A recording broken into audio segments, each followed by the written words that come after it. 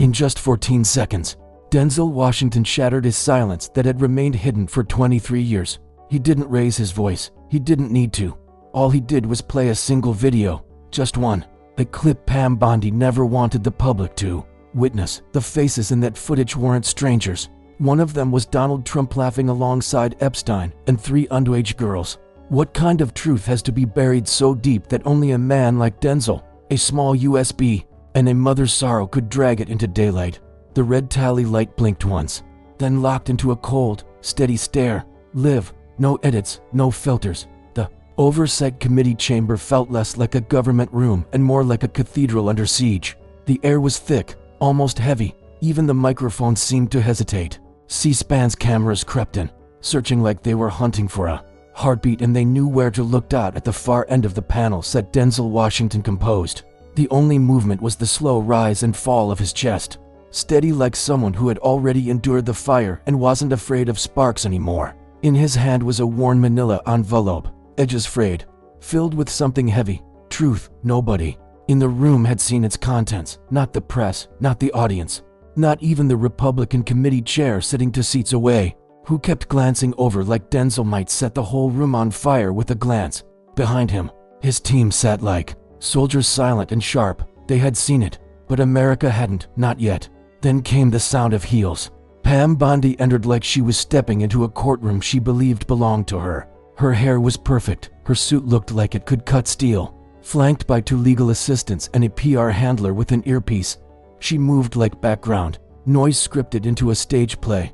Bondi didn't look around. She didn't have to. She walked straight to the table like the lights were waiting for her. She smiled into the cameras with the confidence of someone who believed she had already written the final page. And maybe she thought she had. "Good morning," she said sweetly, her voice charming but frosted at the edges. "I'm here today to reinforce the Department of Justice's full commitment to transparency, especially regarding the Epstein files." A CNN journalist jotted notes. An MSNBC producer sighed and rolled their eyes. Denzel remained completely still. He didn't need to speak, not yet. Bondi spoke with the precision of someone who had rehearsed every word in front of a mirror. She gave page counts, timestamps, the unsealing dates. She painted a controlled narrative, claimed the redactions were minimal, necessary for survivor protection and national security. But Denzel knew the truth. He had the raw version, the one that bled. If you believe the truth deserves a spotlight, hit subscribe. We don't just share stories, we expose what they tried to bury. Across the room, Representative Jamie Raskin adjusted his glasses. His eyes met Denzel's and offered a slight nod. It was time. But still, Denzel waited. He watched Bondi, silently waiting for the lie she couldn't resist. And then it came. "We've released everything," Bondi said, her hands clasped like she was reciting gospel. "There is nothing left to hide." Silence, not a breath. Denzel felt the shift. The pressure in his chest wasn't fear, it was gravity. Like truth itself was leaning forward. Still, he didn't move. He let Bondi sit in the echo of her own lie. Denzel tapped the envelope with a finger. Once, twice. Then stillness again. What do you do when a government official says everything is on the table but you're holding the ace that can bring the whole house down? You wait. You hold the moment. Denzel didn't flinch. His fingers rested on the envelope as if holding back an inferno, waiting for the right second. Across from him, Bondi leaned in, her voice crisp and soaked with pride. "If anyone believes this hearing is about truth," she said, "then I welcome it. But I will not engage in political theater dressed up as fact-twisting drama. The department has released all Epstein files, everyone. No omissions, no exceptions. That's not opinion, that's fact." She folded her hands with a small nod, smug like she had tied everything up with a ribbon. Her aides exchanged nervous looks. Still, Denzel did nothing. His stillness wasn't weakness. It was intent, a storm waiting to strike. The room felt electric, as if even the walls could sense something coming.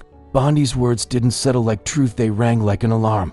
A reporter leaned forward, locking eyes with Denzel. Another nod, quieter. Then Denzel moved, slowly, precisely, not for drama, for effect. From his jacket pocket, he pulled a small silver USB drive, scratched from use. Its label faint but readable. DOJ internal copy. He didn't look at Bondi. He didn't speak. He simply stood, calm and measured, and walked across the chamber, each step like a gavel strike. He handed the USB to the technician. The technician froze, his hand hovering, unsure if touching that drive would pull him into something above his clearance. But Denzel didn't blink. He didn't need to say a word. That was enough. The technician glanced at the DOJ label, then back to Denzel. He plugged it in. Bondi shifted. An aide leaned in to whisper something urgent. Bondi's face twitched. Just once, the red tally light blinked. Then it locked on Denzel. The screen flickered. First, static, then shaky video. Timestamp, Palm Beach, 2002. A backyard, a pool. 3 teenage girls laughing nervously. Then a shadow entered. Epstein, smiling, and, beside him, Trump, laughing, hand on Epstein's shoulder. The room froze. The audio was low, but it didn't need to be loud. Truth doesn't yell. It just is. One of the girls turned and waved. Blonde, maybe 15. Epstein whispered to Trump. Trump laughed, lifted a champagne glass. A gasp came from the front row. A name escaped. A wound opened. That's Amanda, a woman whispered, voice cracking. She stood halfway, shaking. That's my daughter. Her hands covered her mouth, but tears didn't ask permission. Pam Bondi stood, her voice sharp but cracking. This isn't official. She barked. It's unverified. Not cleared for release. Denzel turned slowly. His voice was quiet, precise, exactly. The video froze. Trump's arm around Epstein, smiling into the sun. They had no idea that 23 years later, this clip would ignite everything. The footage wasn't just evidence, it was fire. The screen stayed frozen, but the room didn't. Trump's grin, Epstein's smirk, a champagne glass, a teenager mid-laugh. The energy shifted, minds raced. Disbelief, dread. Bondi was already rising. This wasn't authorized, she repeated, louder. But panic was in her voice now. This isn't DOJ verified. It could be Dr. Denzel stepped forward, calm. No yelling. If nothing was hidden. Madam Attorney General, he said, his voice like steel. Why wasn't this included? Bondi said nothing. Her silence wasn't tactical anymore. It was desperate. Denzel looked at the technician, nodded. Play it again. Just the first 14 seconds. The screen rolled. This time, the silence wasn't stunned. It was suffocating. Epstein walked in, shirt loose, a girl clinging to his arm. Trump followed, laughing. Another girl twirled in a pink bikini, clearly coached. The laughter was hollow, the kind that's learned under pressure. From the front row, another gasp. That's my sister, a woman said, rising. Her badge shook in her hand. She wasn't media, not a protester. That's Emily. She was 14. Even Pam Bondi turned.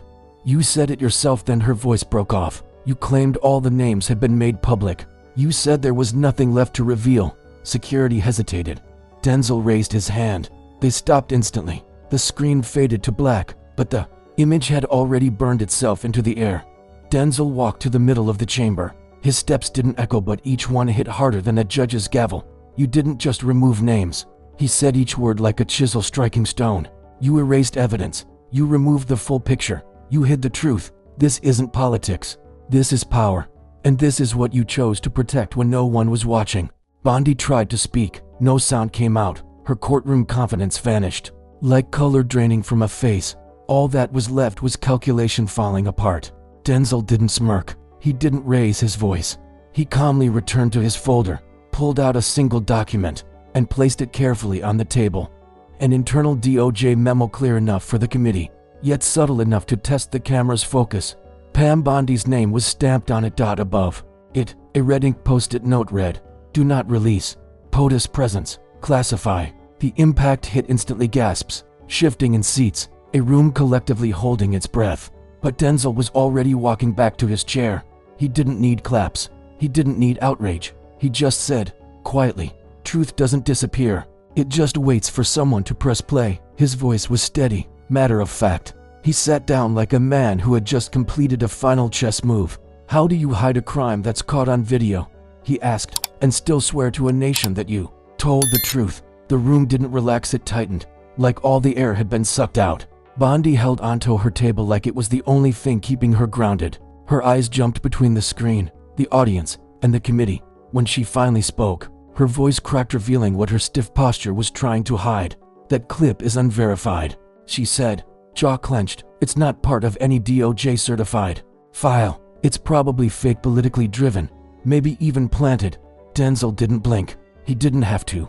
He simply reached into his briefcase and pulled out a single paper. Not a folder, not a thick file, Just one sheet, heavy, official, simple but deadly. He stood again, no rush. Each step to the display monitor was intentional. His shoes clicked against the marble floor, louder with each move, like a countdown. He didn't speak. He didn't need to. He held the page up to the camera. In the corner, the DOJ seal gleamed in silver.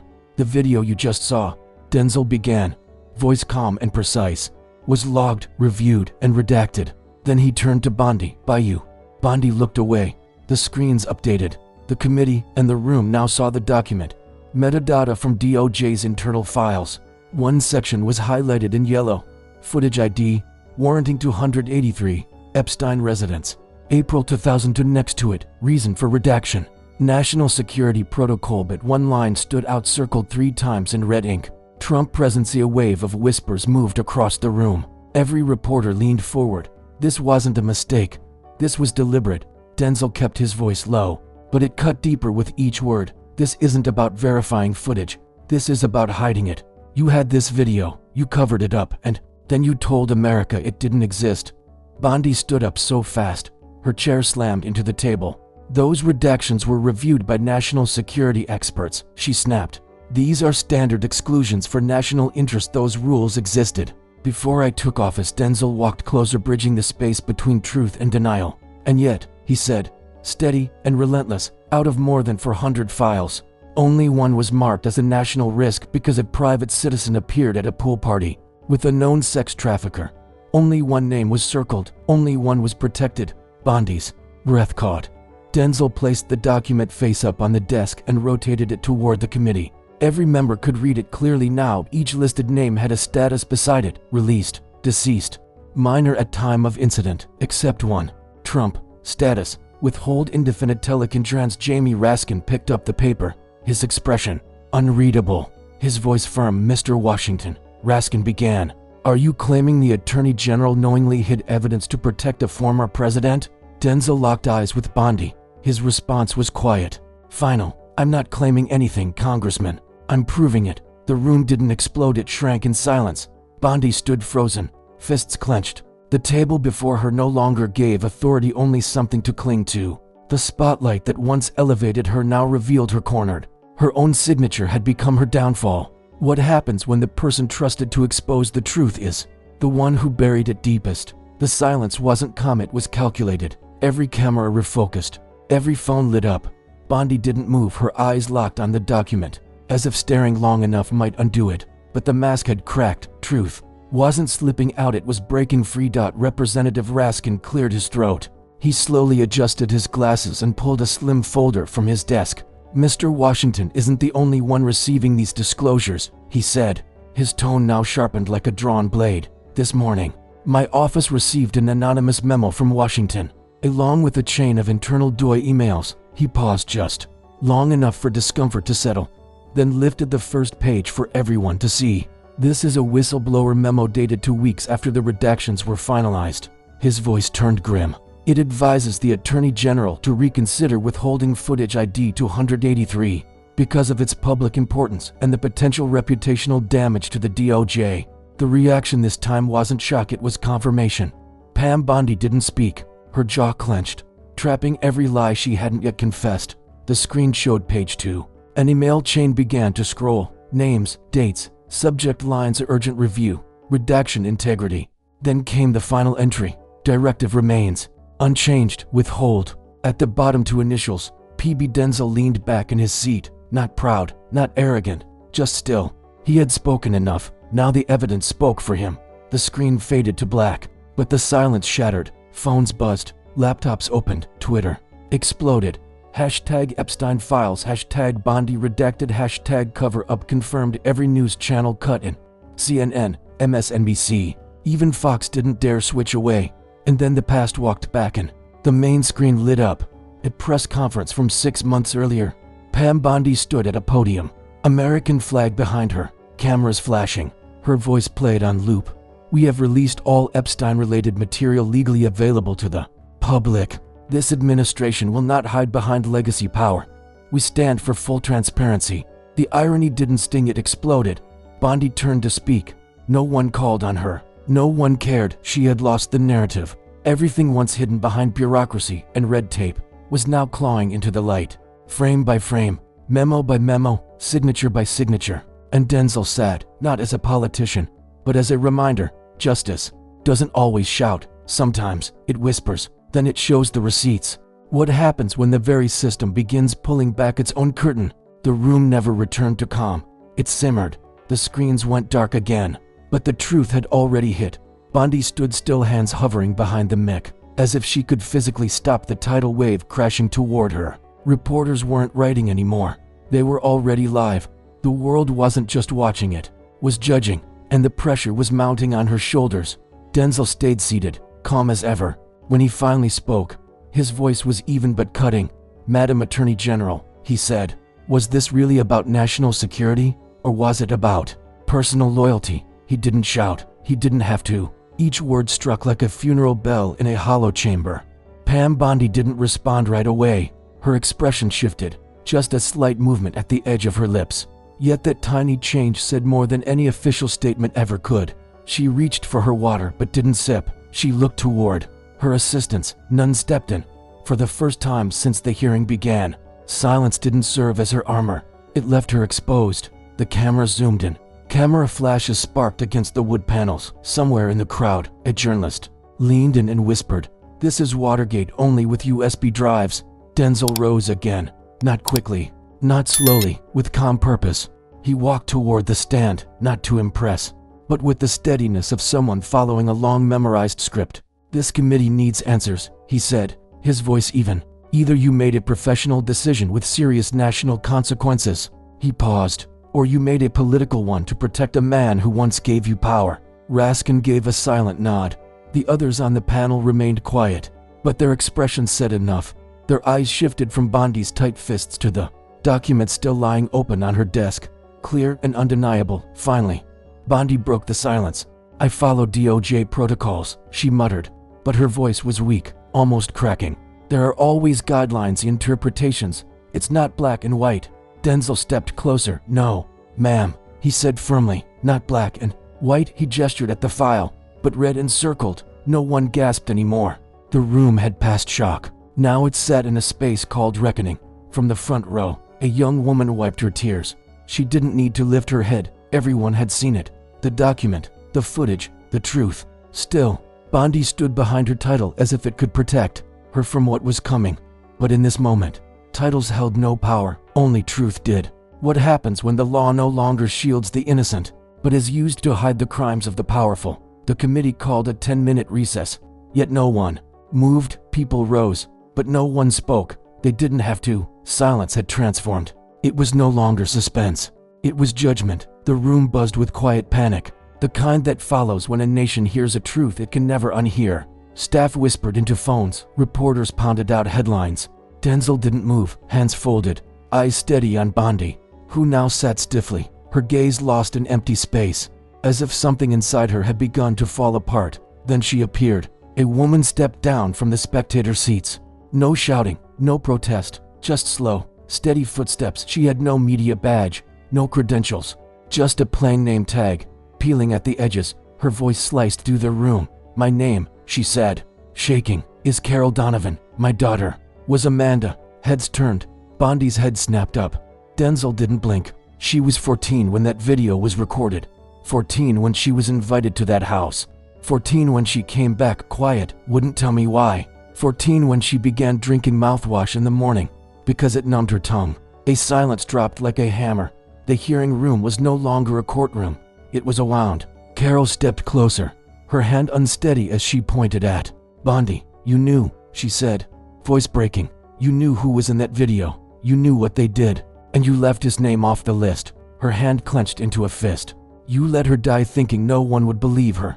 Bondi said nothing. Couldn't. Her lips moved, but no sound came. Denzel stood again, calm. He approached Carol without a word. No performance, no cameras, just a man who had known loss. He placed a hand on her back, not as a congressman, but as a human being who refused to let grief stand alone. A flashbulb went off. The room jolted. Then the screen behind the panel came alive again. No warning. A clip from 2016 played. Pam Bondi shaking hands with Donald Trump at a Florida campaign rally. She smiled. She nodded. Below them, A banner read, Pam Bondi receives $25,000 check from Trump Foundation. No charges filed in Trump University case. Bondi turned away from the screen. As if it hurt to look at, Representative Raskin leaned toward his clerk, whispering. Denzel didn't speak. He just stared at Bondi. Then the monitor. How much did silence cost in 2016? He asked. Was it just a donation? Or an investment in keeping truth buried? The screen froze on Bondi's smiling face. The contrast was devastating. A woman shaking hands with power while another woman, Carol Donovan, stood shaking in the back of the room. She trusted me, Carol whispered. And I trusted the law. Her voice broke. I didn't know the law was bought.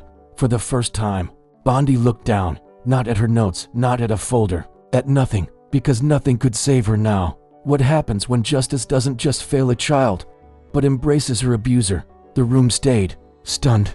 Carol had returned to her seat, but her presence still lingered like smoke after fire, thick, bitter, impossible to ignore. Pam Bondi stared down, her fingers tapping her folder in a shaky rhythm, trying to find control where none remained. The screen dimmed, but the truth did in single quotes d. Denzel returned to his seat, calm, and lifted his second folder. It was thinner, but heavier in meaning. Inside were documents never meant to leave the DOJ, but here they were. This, Denzel said softly, is an internal redaction log. It lists every name erased from the Epstein files before they were released. The screens lit up again. Blue light spread across the chamber. A spreadsheet appeared, cold, clean, devastating. More than 20 names, only initials. Dates of contact, all blacked out. Denzel took a slow breath. Some of these names belong to known victims, others we don't know, because they're still alive, still scared, still waiting for someone to say their name. A low murmur began, heavy, like thunder under the floor. Denzel pointed to the top line. Leah, age 13. Last seen with Epstein. 2004. Redacted. His voice never rose. Isabel, 14. Redacted. Danielle, 12. Redacted. Maria, 16. Redacted. Emily, Carol's daughter, 14. Redacted. Pam Bondi shut her eyes. But that didn't stop the truth from being said aloud. Cassandra, 15. Last contact, Epstein's Manhattan townhouse. Redacted. Zoe, 17. Redacted. Denzel reached the final entry. He paused. Amanda, the same Amanda who once spun in front of a camera, not knowing whether she was being watched with admiration or hunted. No one interrupted. No one objected. Not a single Republican made a sound, because what could they possibly say? Denzel let the silence return, let it spread like roots breaking pavement. These weren't just names, they were girls, and this system had blacked them out, hidden them behind redactions and politics. Denzel held up the folder. His hands trembled, not from nerves, but from truth. They were erased, he said, voice low, so someone else could stay clean. He paused. But an eraser doesn't purify, it decays. The screen went black again. Pam Bondi didn't raise her head. Across the country, in homes, schools, hospitals, people watching live stopped moving, not because they weren't angry, but because now they understood who had paid the price for silence. What kind of justice? Denzel asked, his tone sharp. Crosses out 20 names and calls it transparency. The spreadsheet was gone, but its shadow remained in every mind. Even the hardest faces in the room looked shaken, hands locked, eyes down. History had just landed on their desks. Bondi didn't move, not an inch. Then, Representative Jamie Raskin stood. I have one more document, he said. He held up a single memo, not signed, just stapled to another page. His voice remained steady. The paper would speak for itself. This Internal Justice Department document, Raskin went on, had been filed by the redaction review team just prior to the finalization of the Epstein documents. Within it, they had raised objections to specific names being removed, names which were later confirmed as victims. He flipped to the next page, yet the decision to override was personally signed off. Raskin slid the paper under the overhead camera. The signature filled the massive screen behind him. Pamela Jo Bondi. There were no audible gasps this time. What filled the chamber was something heavier, silence, the kind that only arrives when people realized the fire they feared already consumed the foundation. She made that choice, Raskin said. She hid those names, and she did it while promising the public complete transparency. Denzel didn't flinch, he didn't grin, he didn't appear victorious. His hands stayed together in his lap. His face was unreadable, like a surgeon watching a final incision being made. The facts weren't up for debate anymore. Her intent had been exposed, on screen. The timestamp on the memo appeared, 8:43 a.m., 6 days before Bondi's press event. Her override was issued before the cameras rolled, before the country was told confidently that nothing had been concealed. Bondi finally lifted her gaze, but not toward Denzel, not toward Raskin. She looked upward, at the C-SPAN camera, staring down like a dark lens from the ceiling. Her face didn't break, but the mask didn't hold either. Somewhere in the gallery, someone whispered, just barely audible, she knew all along. The screen went black. No new image replaced it. That emptiness struck harder than the proof. Even the microphone hesitated to catch the next breath. Raskin stepped back. He said nothing else, and in that painful silence, the truth roared louder than ever. How many lives were erased so that one man's image could remain intact? The air in the room hadn't lightened. It had grown dense. No recess, no procedural trick could undo what had already surfaced. Bondi's name still burned across screens nationwide, and yet Denzel Washington was already opening the next folder, as though everything so far had been just an opening chapter. The truth was only getting heavier, and Denzel wasn't done carrying it. This folder didn't scream scandal to the casual viewer, but in Washington, the name echoed like a threat. Ballard Partners. Denzel didn't look at Bondi. He didn't address the press. He spoke directly into the camera, as if speaking into the homes of every American watching. Before she became Attorney General, Denzel began, his voice steady and cold. Pam Bondi was a senior partner at one of the nation's most powerful lobbying firms, Ballard Partners. He paused, a firm not known for representing citizens, but for representing. The screen came to life behind him.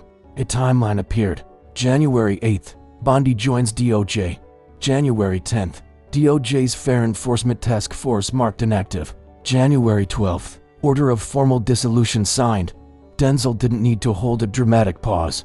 The facts did that work. The Foreign Agents Registration Act unit, he continued, voice calm and deliberate, existed to track foreign money trying to influence our democracy. Another pause. Within 72 hours of her oath, Pam Bondi dismantled it.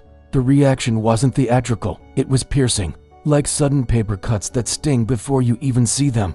Across the days, members began flipping through their notes, desperate, almost as if hoping the dates had somehow changed, but they hadn't.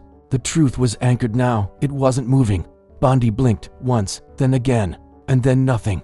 Denzel turned toward the screen and clicked. Another slide appeared.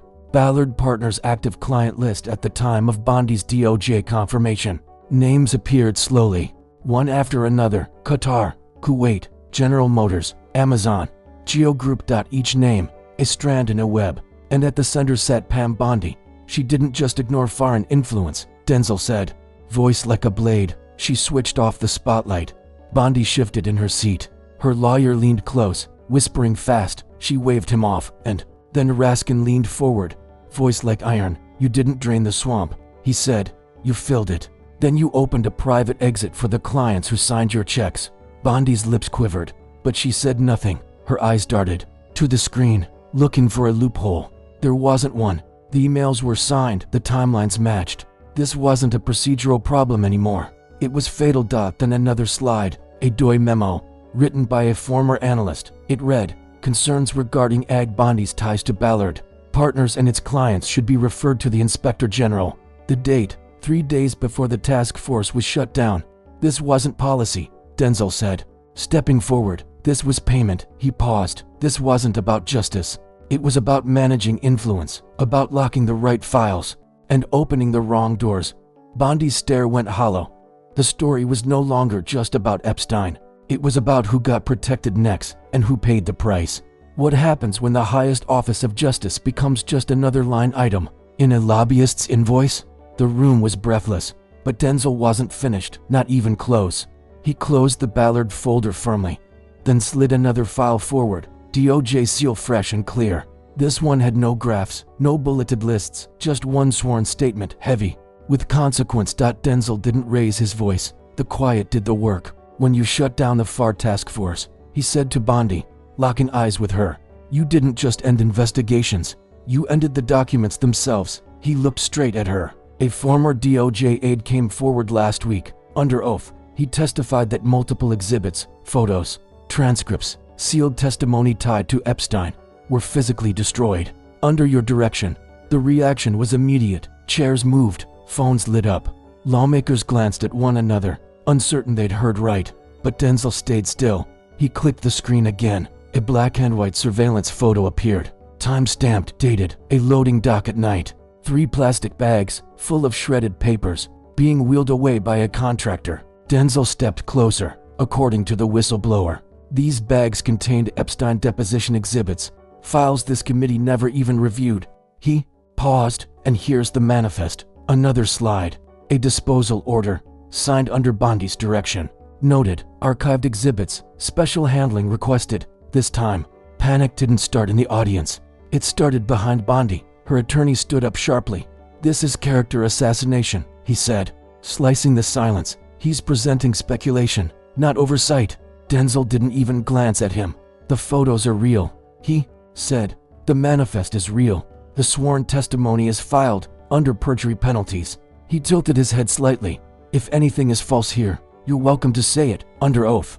Bondi stayed frozen, eyes forward, lips pressed. Fingers tight on the table, Denzel stepped back, not just addressing the room now, but the country. Speaking to families in homes, cafeterias, waiting rooms. "We don't get to choose which evidence counts. We don't get to erase history just because it's uncomfortable. And no attorney general, no matter how high, gets to burn the truth to stay clean." The silence wasn't expectant. It was final. Behind Bondi, the surveillance photo lingered on the screen. Clear, cold, undeniable. One lawmaker muttered something. Another just said, "Jesus." Bondi stayed silent. She couldn't respond. Her silence had stopped being tactical. It had become defeat. What kind of justice system needs a shredder more than it needs a courtroom? The photo hadn't disappeared. Those 3 bags, shredded, labeled, time-stamped, still stared down like a silent accusation. But it wasn't just the destroyed papers that crushed the air from the chamber. It was what they meant. What they revealed, that under Bondi's watch, justice wasn't measured in truth. It was measured in what could be erased, quietly, permanently. No one spoke. Her counsel slumped back in his chair. Her aides were motionless. Even the press, normally buzzing with whispered updates, had gone still. This wasn't just scandal anymore. It was betrayal. The idea that law itself could be bought, guarded, and shredded out of existence. That's when Denzel Washington stood up. He didn't grab another folder. He didn't need more evidence. He was the evidence now. And his voice didn't rise. It grounded. "If revealing the truth ruins your image," Denzel said, letting the silence echo, "then maybe it was never built on anything fair to begin with." The sentence cut through the hall like shards crushed beneath a heel. One committee member leaned back, clearly shaken. Another began jotting rapidly into a notepad. Across America, news tickers exploded like a rising tide. Washington roars. Bondi mute. Online. The quote caught fire in seconds. Someone layered it over an image of the shredded document bags. One word. Enough. Denzel moved forward, arms at ease. He didn't point fingers. He didn't call names. He just was rooted at the heart of a machine built to erase men like him. "The moment they step off script, we keep saying this is about Epstein," Denzel continued. "But this isn't just him. It's about the men he moved with, the power they carried, and the people who made sure they were untouched." The room went still. The kind of still that makes people afraid to breathe. Even the chair didn't interrupt. Denzel turned his head neither to Bondi nor the committee, straight into the lens. "Justice is meant to shield the powerless from the powerful," he said. "But when justice turns into bargaining, into signatures, backroom talks, and bags dragged down basement corridors, the trial isn't in court anymore." He glanced toward Bondi one final time. "It's happening now. And the question isn't who's sworn in, it's who's watching." Bondi didn't speak. She couldn't, because once justice is for sale, who's really being judged? The heat from Denzel's final line hadn't even faded before the backlash began. But not in that hearing room. In the dark, something shifted that night. Bondi's silence turned from brittle to armor. The first strike wasn't televised. At 7:42 a.m., her legal team filed for an emergency block in D.C. federal court. They demanded an immediate stop to all upcoming public Epstein footage, metadata, redaction files, and internal DOJ records. The language was cold, legal, threat to ongoing investigations, institutional risk. But everyone in D.C. knew what it meant. They weren't just shutting him up. They were suffocating him with rules, not rope. At 9:06 a.m., A brown envelope was pushed under Denzel's office door. No address, no postmark, just his name, scribbled tight and quick. Inside wasn't a subpoena, just a note. You've done enough. Step away. Not every career ends with applause. Denzel read it once, then again. He didn't blink. His face stayed still, but something in his back straightened like a wire pulled tight. He folded the message, tucked it into his jacket, and turned to his desk. Not rattled, refined. No call to security, no social media post. He sat quietly, letting the weight fall across his shoulders. Then a knock. Alexandria Ocasio-Cortez. She entered, half fury, half fire. In her hand was the court motion stamp, still fresh. "They're coming for you," she said, voice sharp. "This is them baring their teeth. They're late," Denzel replied, not missing a beat. Aok sat down across from him, her tone hushed. "They woke something they can't contain," she said. "They're not scared of this case. They're terrified of what it uncovers. What happens when a man like you refuses their rules?" Denzel didn't answer. He opened a drawer, pulled out the original USB, the one they assumed was gone. He turned it in his palm, calm as if holding a match, not a threat. "They think fear is our flaw," he said softly. "But we were born in fear. We learned to speak through slammed doors." AOC leaned in. "So what's the move?" Denzel rose slowly, his eyes fixed on the Capitol window. "We tear up the script," he said, "and we make them watch." That evening, they came for him, not with truth, but paperwork, lawsuits, motions, gag orders, warnings, legal and otherwise. But Denzel didn't flinch. He was loading the charge. At 9:46 p.m., he walked into the Senate briefing room. No staffers, no backdrop, no fanfare, just him, alone. The cameras went live. "I've been warned to stand down," Denzel began. His voice was steady. "Didn't rise, didn't need to. It hit like steel on stone. But I didn't come here to be quiet. I came to stand with those who've been told to sit all their lives. This isn't about one predator. It's about the system that hides him, a system that buries girls, protects men, and labels truth too expensive." He pulled another USB from his pocket, smaller than the first. "The clip you saw wasn't the only one Bondi buried," he nodded. The screen brightened. A 10-second clip played. "Epstein, lounging, grinning. They'll never release this," he said. "Not while she's in office." He didn't say her name. He didn't need to. The timestamp showed 6 months before Pam Bondi took office. Reporters froze. Phones kept buzzing.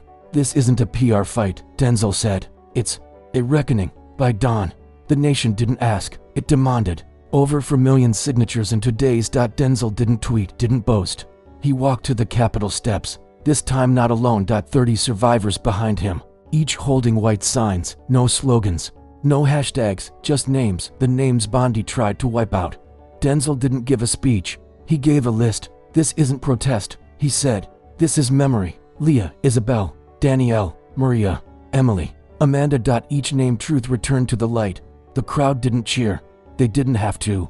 The silence said more. Then Sarah, one survivor, stepped forward, took the mic. "She didn't just erase our names," Sarah said. "She erased us." No applause, just presence inside. The system caught up. Censure passed, 68-32. Bondi stood tall, but her old armor silenced now. Condemned her. Denzel didn't smile. He didn't flex. He watched as power pretended innocence. By morning, the DOJ building was surrounded not by protesters, but by witnesses. Denzel climbed the marble steps again, but this time, with history beside him. Asked by a reporter, "What now?" he replied, "Truth isn't a weapon, it's a flame. And I won't snuff it out just because it scorches the wrong people." Bondi resigned quietly. No cameras, no statement, just a footnote. But the fire had moved on. DOJ probes opened, subpoenas dropped. What was shredded became evidence. Whistleblowers spoke. This time, redacted names weren't erased but protected. Denzel didn't declare victory. He texted one thing: "We didn't win. We just stopped losing." Weeks later at Howard University, Denzel faced a crowd that mirrored him, young, fierce, exhausted. "They'll ask you to smile, sit, forget," he said, voice calm, unbending. But silence is how they win. He didn't wait for applause. He walked off, not because he was finished, but because the torch had changed hands. Because justice doesn't roar. It refuses to whisper. Some truths don't need to be screamed. They need to be held out. And when a man steps away from the mic in silence, but leaves an earthquake in every chest, that's not an end. It's ignition.